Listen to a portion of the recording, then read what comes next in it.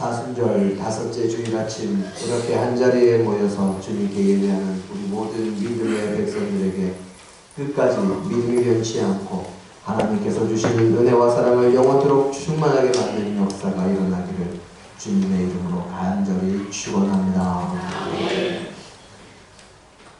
우리들이 흔히 하는 말에 끝이 좋으면 다 좋다 하는 말이 있습니다. 중간의 과정들이 아무리 우여곡절을 겪어도 마지막이 좋으면 좋다 하는 이야기입니다. 물론 다른 모든 것보다 마지막이 좋아야 하겠지만 그 시작과 중간 과정과 마지막까지 그 모든 과정 하나하나도 사실은 무시할 수 없는 것입니다. 과정도 좋고 마지막까지도 좋은 것이 최선입니다. 그래서 유종의 미, 유종지미라는 고사성어가 있습니다. 이 말은 한 번 시작한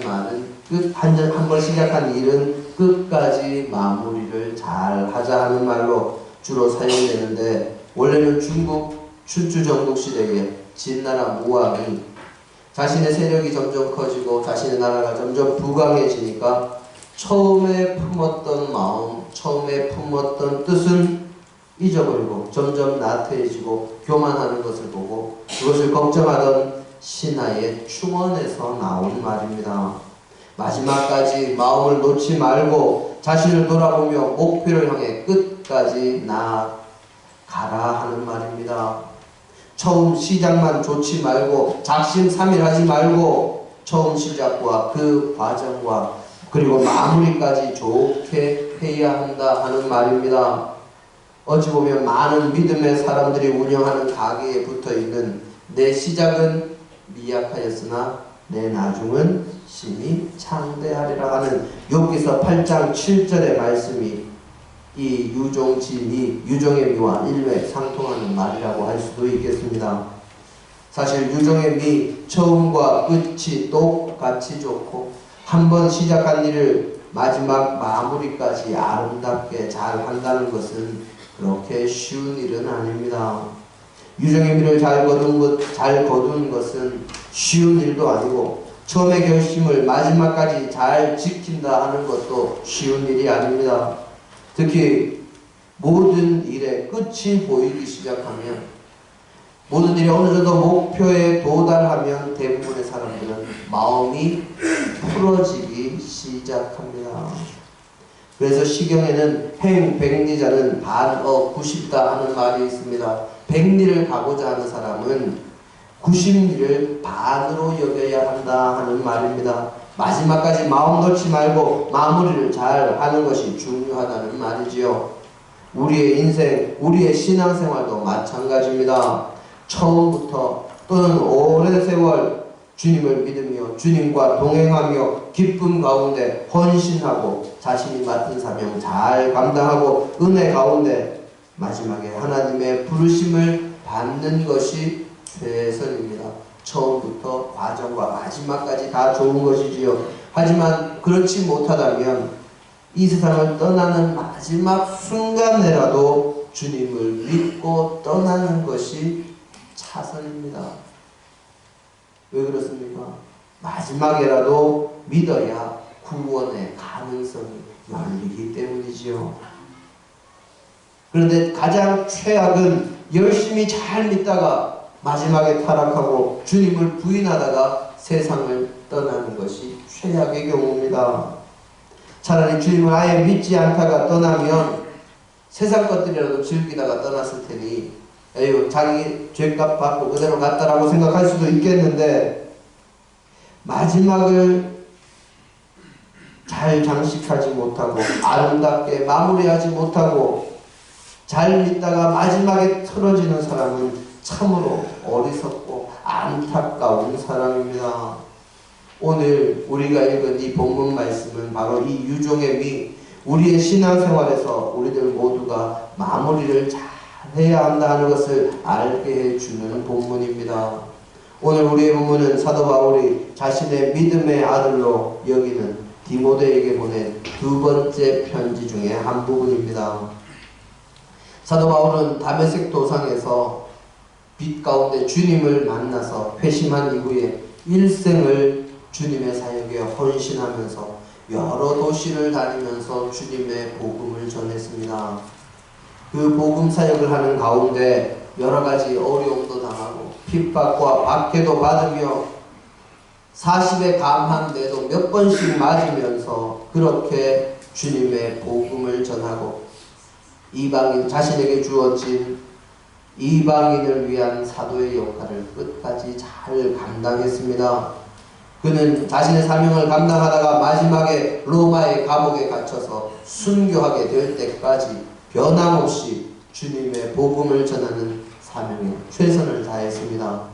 그렇게 주님의 복음 사역에 최선을 다하던 그가 하고 싶지만 할 수 없는 일들이 있었습니다. 그것은 바로 자신의 몸은 하나인데 섬기고 가르치고 헌신해야 할 곳이 많아서 한 번에 모든 곳에 다 있지 못한다 하는 일입니다. 선교 여행을 하면서 복음의 사역을 감당하다가 자신이 복음을 전해서 세워진 교회들의 소식을 듣게 됩니다.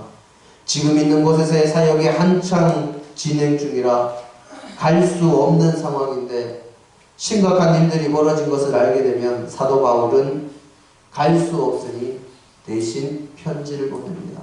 지체 없이 편지를 써서 보냅니다. 또 자신이 하나님의 나라를 위해서 간절히 전하고 싶은 말이 있는 교회나 사람에게도 편지를 보내서 하나님 나라의 진정한 복음을 가르쳤던 사람이 사도 바울입니다. 오늘 우리의 본문은 사도 바울의 서신서 가운데 가장 마지막인 서기 66년경에 쓴 것으로 추정되는 디모데 후서의 마지막 마무리 글의 한 대목입니다. 여기에 등장하는 이름이 데마와 그레스게와 디도와 누가 이렇게 네 사람의 이름이 등장합니다.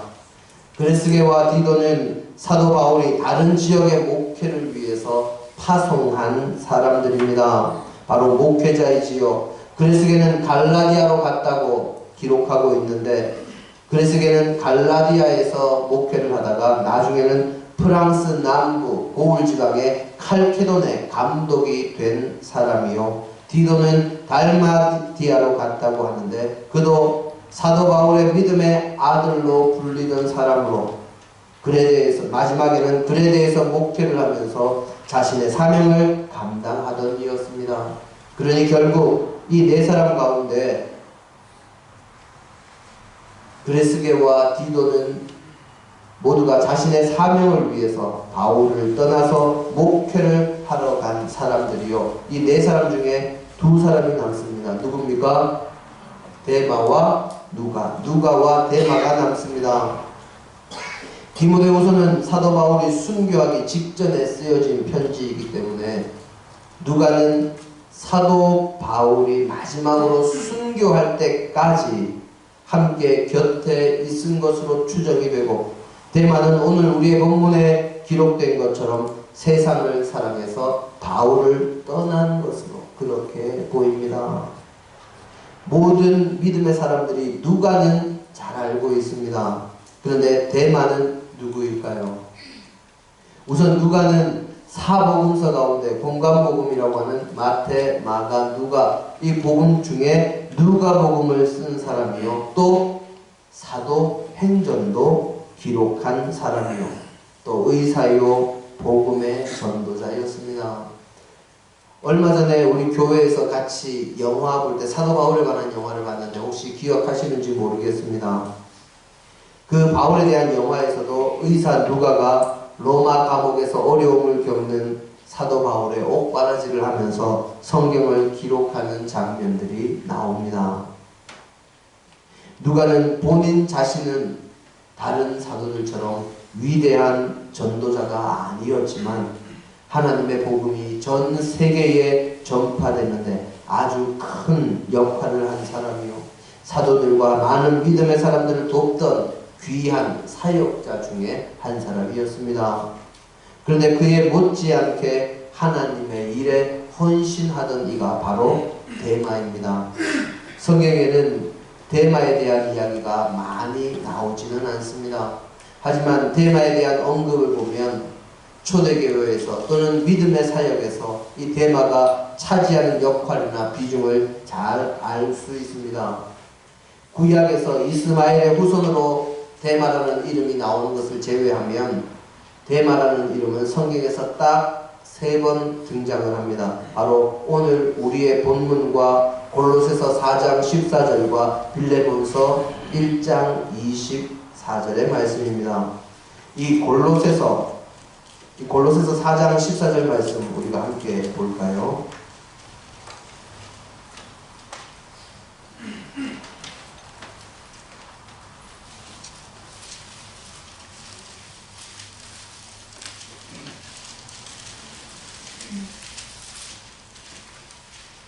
골로새서 4장 14절의 말씀 우리 함께 봅니다. 사랑을 받는 의사 누가와 또 데마가 너희에게 문안하니라. 아멘. 이 골로새서는 사도 바울이 로마 감옥에 처음 투옥됐을 때 골로새 교인들에게 보낸 편지입니다. 이 골로새 지역에 난무한 이단들로부터 교회와 성도들을 보호하기 위해서 쓴 편지가 이 골로새서인데, 거기에 마지막 문안 인사로 여러 사람이 등장하는데 그 사람들 가운데서 가장 마지막에 등장하는 인물이 누가와 데마입니다. 옛날에 이런 말이 있죠. 원래 스타는 마지막에 등장한다. 네, 맞습니다. 그 말처럼 가장 마지막에 언급되는 이들이 가장 중요한 이들입니다. 그런데 그 마지막에 등장하는 인물 가운데 우리에게 유명한 누가는 사랑받는 의원 누가다, 그렇게 기록이 되어 있습니다. 그리고 데마에 대해서는 다른 언급이 없이 그냥 데마 이렇게만 이야기를 합니다. 사람을 소개할 때 그 앞에 뭔가가 많이 붙으면 별로 유명하지 않은 사람입니다. 하지만 진짜 유명한 사람은 이 사람 누구 하고 이름만 딱 이야기하거나 아주 간단한 말 한마디만 그 앞에 덧붙이죠. 우리 성도님들 장윤정이라는 가수 아십니까? 장윤정 그러면 그냥 아 누구 그러고 머리에 탁 떠오르시죠. 그런데 신웅이라는 가수 그러면 아십니까? 모르시죠? 양목 출신이랍니다. 여기 가까운데. 그래서 여기 김천 구미 이쪽으로 다니다 보면 신웅이라는 사람이 왔다 갔다고 그 사인을 붙여놓고 그 사람이 어떤 사람인지 밑에다가 어떤 노래 불렀고 어떤 노래 불렀다고 쫙 써놓은 것을 볼 수가 있습니다. 유명한 사람은 어떻게 해요? 장윤정 이름 한마디만 딱 하면 알고, 덜 유명한 사람은 어떻게 한다고요? 앞에다가 이것저것 많이 붙입니다. 그런데 누가는 어떻게 했습니까? 사랑받는 의사. 그냥 의사도 아니고 사랑받는 의사 누가. 그러면 그만큼 덜 유명하다는 이야기지요. 데마는 어떻게 했습니까? 데마.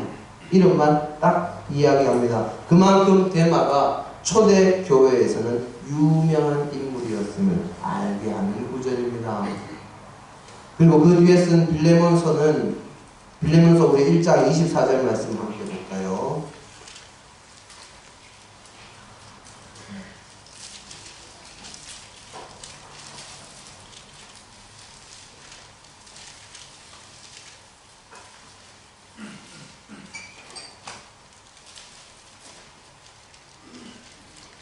함께 보겠습니다.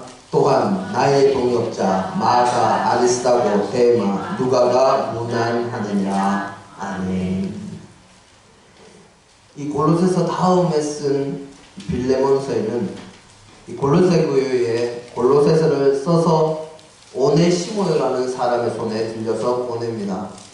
그런데 이 바울이 골로새 출신의 부자인 빌레몬에게 그의 종이었던 오네시모가 이제는 바울의 전도로 믿음의 형제가 되었으니 골로새서를 들고 간 오네시모를 용서하고 믿음의 형제로 대해주기를 바라면서 권면하는 편지가 이 빌레몬서입니다.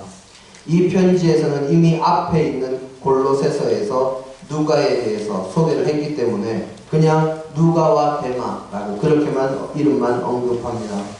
누가와 데마, 늘 이름이 같이 나란히 언급되는 것만으로도 데마는 누가 못지않은 사람이요 바울의 사역에 함께 참여한 사람이요 당시 교회에서는 참으로 유명한 인물이었음을 알 수가 있습니다.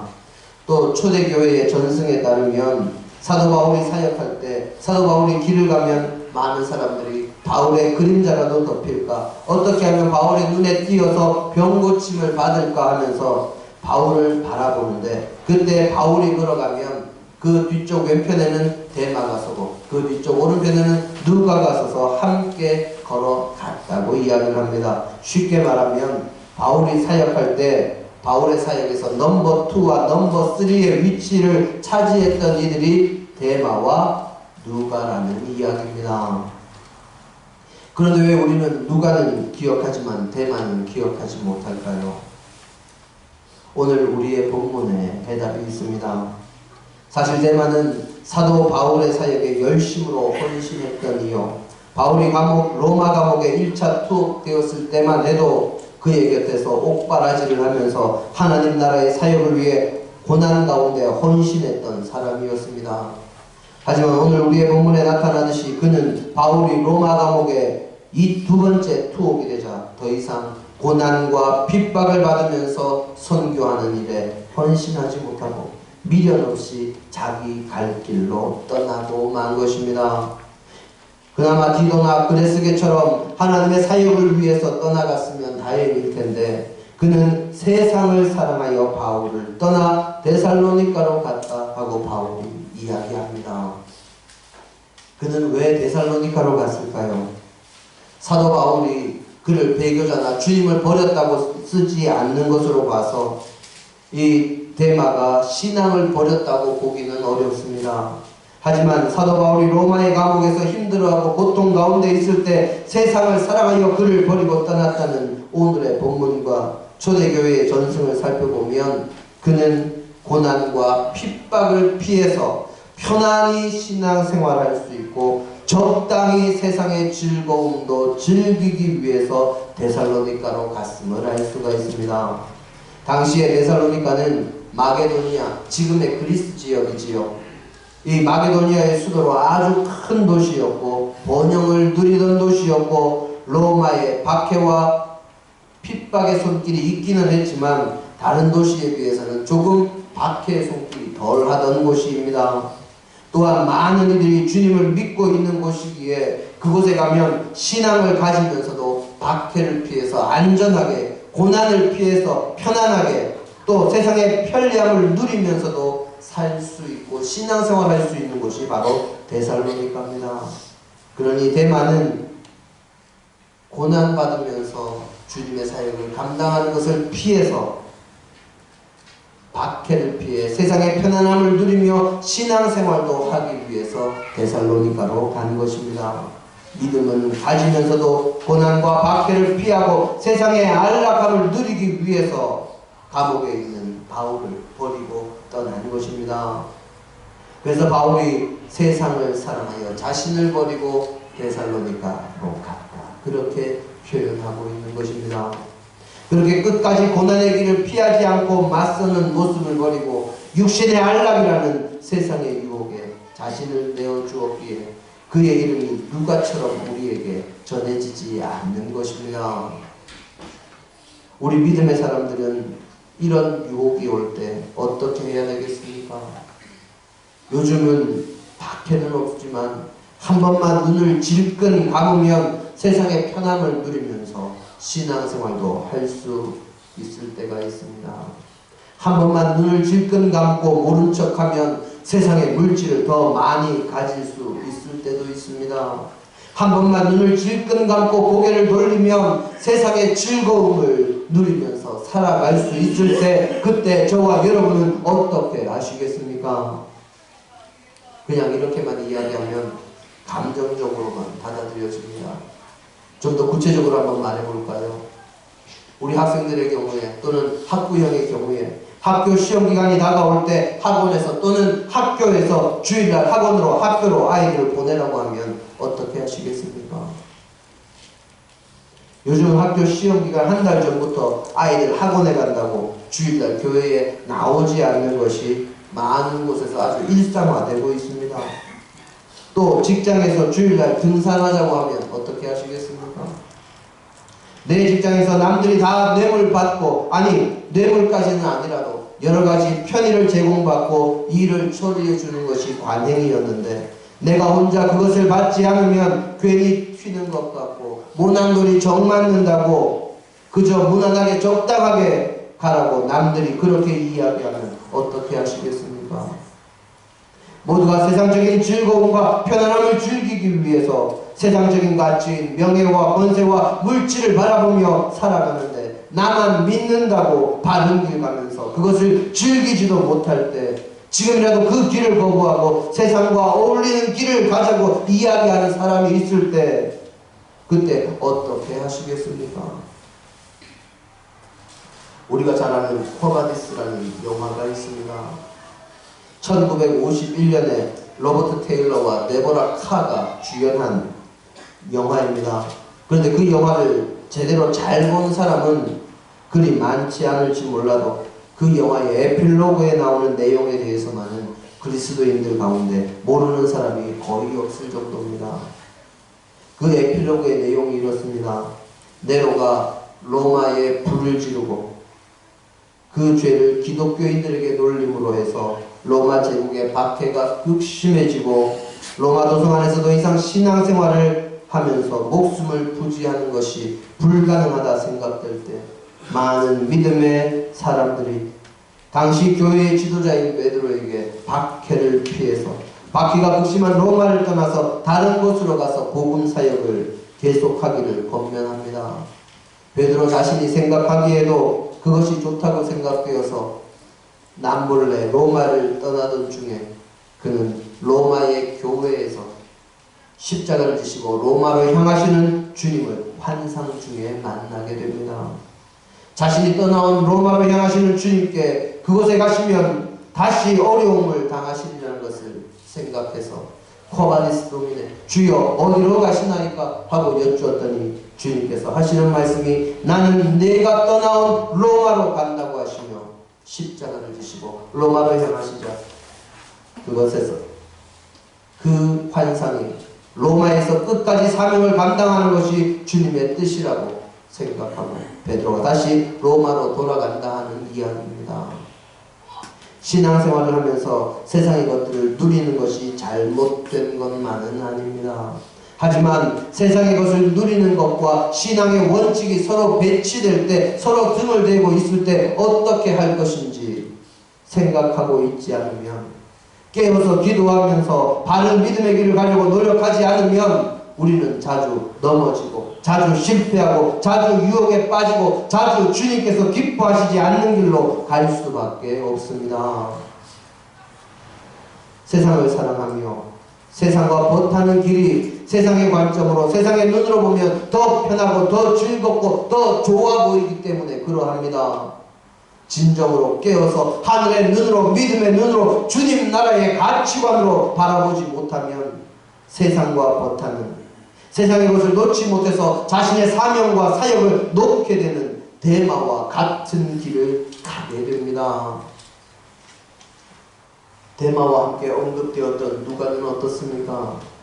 요즘도 그러하지만 의사의 길은, 의사 면허를 따기까지는 힘들기는 하지만 세상적인 것을 많이 누릴 수 있는 길이 그 길입니다. 얼마 전에 종영된 스카이 캐슬이라는 드라마에서, 거기에서 그 사람들이 가려고 하는, 가지려고 하는 것이 무엇이었습니까? 바로 의사, 서울대 의대 합격해서 의사 되는 것 아니었습니까? 그런데 누가는 그런 길을 버리고 바울의 사역에 끝까지 헌신하는 것입니다. 그래서 누가는 성경에서도 지금까지 많은 믿음의 사람들에게도 아름다운 이름을 전하고 있는 것입니다. 요즘도 많은 의사들이 자신들에게 보장된 세상의 것을 버리고 봉사에 가는 길을 가는 이들이 있습니다. 그런 이들이 존경받는 것처럼, 누가가 아름다운 이름을 믿음의 사람들에게 전하는 것처럼, 우리 믿음의 사람들도 주님의 말씀에 입각하여 주님께서 기뻐하시는 길, 비록 세상에서 핍박받는다고 해도, 세상에서 조롱당한다고 해도, 세상에서 인정받지 못한다고 해도, 세상의 것을 가지지 못한다고 해도, 세상의 것을 누리지 못하는 가시밭길이라고 해도 그 길을 갈 때 주님께서 기뻐하시고 사랑과 은혜로 함께 하실 것입니다. 주님께서 이 땅에 오셔서 우리의 구원을 위해서 걸어가셨던 길, 그 길은 가시밭길이었습니다. 세상의 것을 누리는 길이 아니었습니다. 세상의 것을 목표로 삼는 길도 아니었습니다. 오직 고난과 어려움이 있는 길일지라도 우리의 구원을 위해서, 우리에게 천국을 주시기 위해서 하늘의 영광과 보좌를 버리시고 이 땅에 오셔서 십자가를 지는 그 길을 가신 것입니다. 우리가 걸어가는 그 신앙의 길에 어려움이 올 수도 있습니다. 고통이 올 수도 있습니다. 하지만 주님이 가신 그 길을 생각하며 주님의 고난을 생각하며 바른 길, 말씀을 따르는 길, 하나님의 영광을 위한 길을 갈 때 주님의 은혜가, 주님의 도우심이, 주님의 능력이 우리와 함께 할 줄로 믿습니다. 주님의 고난을 생각하는 사순절입니다. 우리는 이 사순절에도 혹시 오직 세상적인 것들만을 생각하고 그것들로만 우리의 삶을 채우려고 하고 그것들만 누리려고 하고 있지는 않은지 돌아보고 주님의 영광을 위해 고난의 길일지라도 세상이 알아주지 않더라도 주님이 기뻐하시는 길, 성경이 가르치는 길이라면 대마처럼 중간에 멈추지 말고 누가처럼 끝까지 달려가는 믿음의 백성이 되시기를 주님의 이름으로 축원합니다. 그때 하나님의 은혜가 영원히 우리와 함께 하실 줄 믿습니다. 함께 기도하십니다. 아버지 하나님, 우리를 사랑하시고 우리에게 은혜를 더해 주신 감사를 드립니다. 아버지, 데마와 누가에 대해서 생각해 봅니다.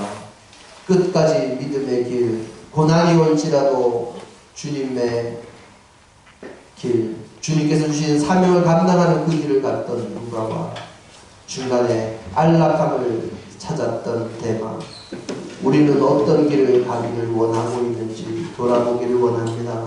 아버지, 끝까지 믿음의 길, 사명의 길, 주님께서 주신 우리에게 원하시는 사역의 길을 바로 갈 수 있도록 주님 역사하여 주옵소서. 가시밭길일지라도 그 길을 갈 때 주님께서 우리와 함께 하시고 우리를 도우시고 능력과 은혜로 채우실 줄 믿고 언제나 깨어 기도하며 사명의 길을 갈 수 있는 저희가 되게 하옵소서. 오늘도 주께서 우리와 함께 하시고 도우실 줄 믿으며 예수님 이름으로 기도드립니다. 아멘.